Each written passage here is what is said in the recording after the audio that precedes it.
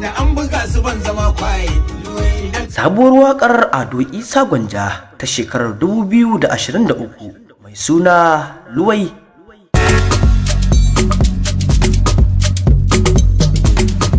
Tun a shekarar 2022 ne da mawaƙin ya sake waƙoƙinsa masu daɗin gaske na cas da kuma war. Waƙoƙin ƙwarai matuƙa sun yi tashi sosai 100%. Kuma bai sake yin wasu waƙoƙi bayansu ba, sai kawai kwatsam jin shi aka yi da wannan sabuwar waƙa tasa na Luwai, inda mawaƙin ya posta kaɗan daga cikin waƙar a shafin shi na Instagram, TikTok da sauransu, inda yake cewa mu shakata da wannan, tana nan tafe, tana iya zo muku a kowane lokaci.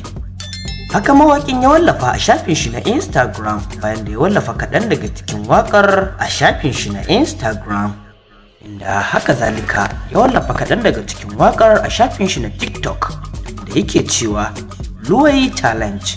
Kuma tuni mata da maza sun fara amfani da wannan sauti na waƙar tasa ta Luwai.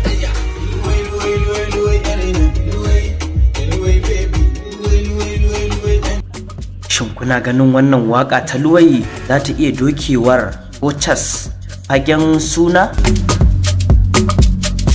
Idan mai sauraro bai manta ba, waƙoƙin da mawaƙin ya yi na tas da kuma war a shekarar 2022 suna ɗaya daga cikin waƙoƙi mafi tashe a shekarar, domin mutane sun yayin wannan waƙoƙi a shafin TikTok, Instagram da sauransu.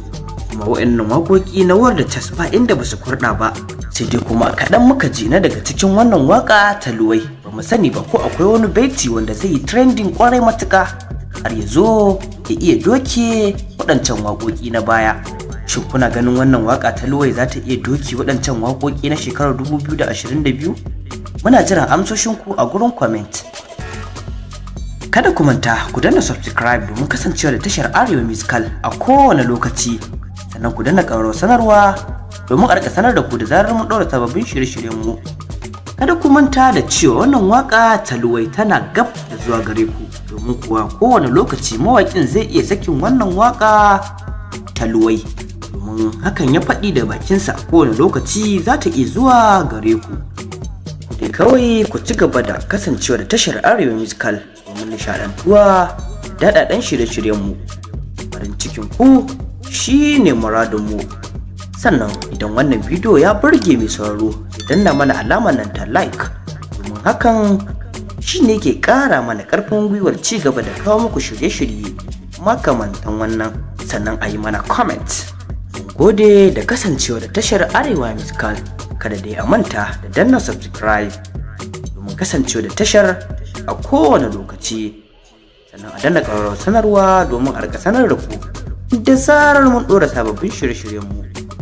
Bisalam, huta lafiya.